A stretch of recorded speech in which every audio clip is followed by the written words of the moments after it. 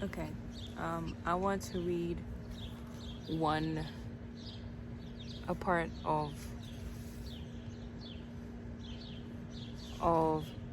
this book on page 3, the very beginning. It talks about the nice mommy. The nice mommy does everything for everything in the family and rarely asks for anything in return. She works herself to the bone, even when she's feeling sick, which is fairly often. The house is kept immaculately clean, and there is always a favorite goodie cooking on the stove or sitting in the refrigerator. The nice mommy worries a lot about everybody. Whether they've eaten enough or whether they've eaten enough, are at home on time, or are dressed properly. She rarely buys clothing because she doesn't like to spend money on herself. She is a good listener, particularly to tales of hope and misfortune. Every once in a while, more frequently as the children grow older, the nice mommy goes into vicious outbursts. She screams, threatens, calls people ungrateful, and makes everybody feel guilty. There's no talking to her during these rages, but afterward, she calms down and becomes nice again. As her children grow older, and the prospect of their living home arises, the nice mommy often acts as if she may be on the verge of a nervous breakdown.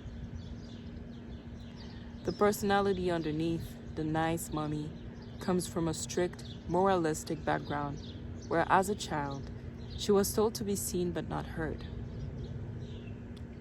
When she became openly angry, she was immediately punished for being disrespectful. She was brought up to believe that being a wife and mother were the most important things she could do, and that good women always loved their husbands and their children.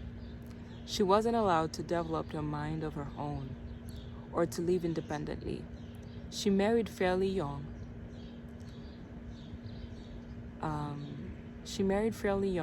And never really broke the ties with her parents.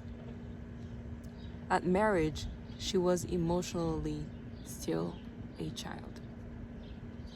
Secretly, she envies her friends who broke away from family ties and experimented sexually and with freer lifestyles. She feels deprived and is inwardly very resentful of being a wife and mother. But she has a strong conscience and would never fully admit this resentment to herself.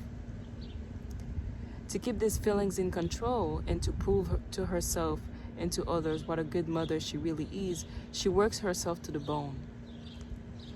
Every once in a while, however, her resentment comes pouring through. She says she overprotects her children because she cares so much.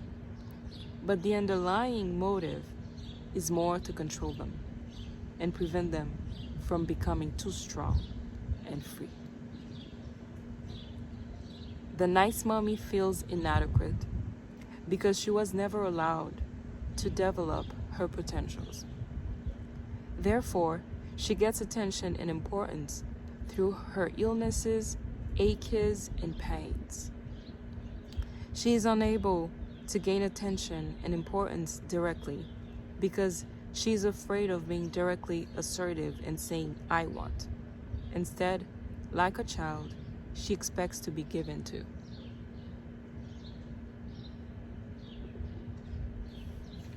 The reward the nice mommy is told by everybody. The reward. The nice mommy is told by everybody what a fine person she is, And this reassures her somewhat. Reassures her somewhat. Sorry, but let me keep going. The nice mommy is told by everybody what a fine person she is, and this reassures her somewhat. She rules the house, and basically everyone is afraid of her.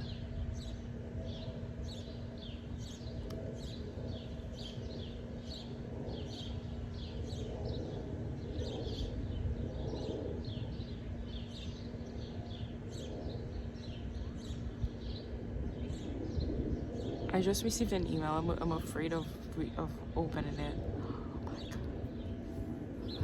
Okay.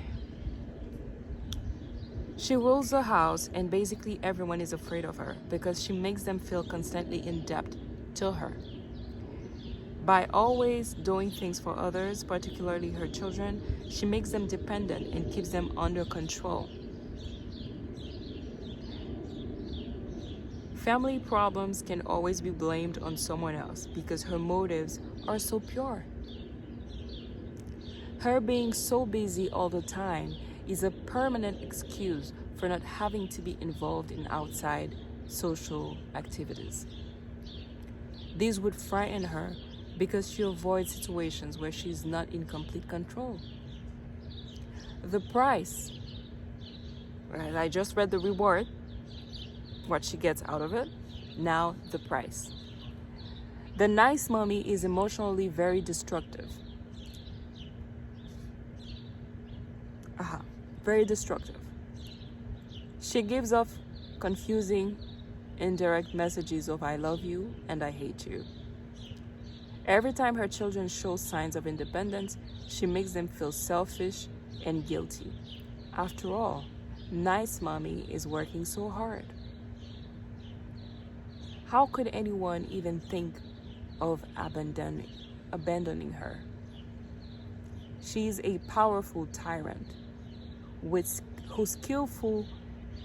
skillfully utilizes indirect aggression. Her controlling tools are guilt, illness, and morality. Even daddy becomes merely a passive shadow who gives up because there's no way of winning against nice mommy. So, is that your mother? Is that you?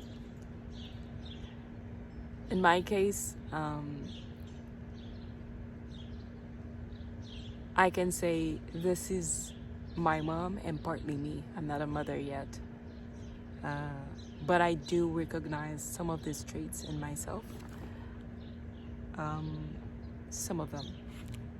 And this is why at some point, if you've seen the video of am I a child or an adult, or can I be a good mother, it's because I see some of the things that I myself struggle with, and I see what my mother struggles with.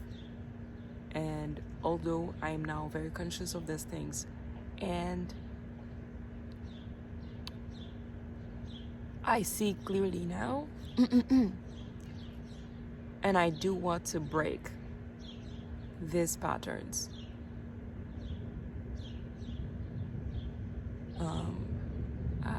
I think I'm gonna do a good job if I become a mom. I'm gonna make mistakes of my own, but when this is I think the part of the book that really got me anchored in this book, like emerged in the book, because it reflected my reality, my family's reality, so